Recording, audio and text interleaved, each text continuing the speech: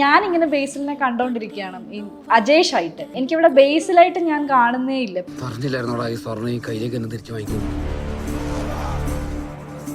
പറഞ്ഞില്ലായിരുന്നോടാ?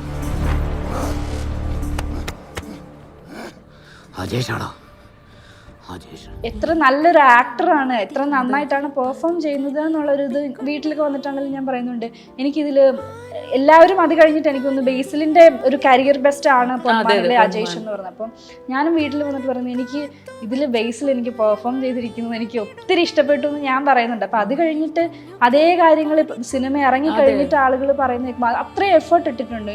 അവരുടെ ഫൈറ്റ് സീക്വൻസുകളൊക്കെ ആയാലും അതൊക്കെ കുറെ ബുദ്ധിമുട്ടി ചെളി കാര്യങ്ങളൊക്കെ ആയിട്ട് എനിക്ക് തോന്നുന്നു ബേസിൽ അതിന് വേണ്ടിയിട്ട് എനിക്ക് തോന്നുന്നു ബേസിലിന്റെ ക്യാരക്ടറിനെ ഒന്ന് കുറച്ചൊന്ന് മാറ്റി കുറച്ചൊന്ന് അതിനെ ഒരു ടോൺ ഡൗൺ ചെയ്താണ് സെറ്റിലും ഉണ്ടായിരുന്നതെന്നാണ് എനിക്ക് തോന്നിയിട്ടുള്ളത്. കുറച്ചുകൂടി ഒരു സീരിയസ് ആയിരുന്നു.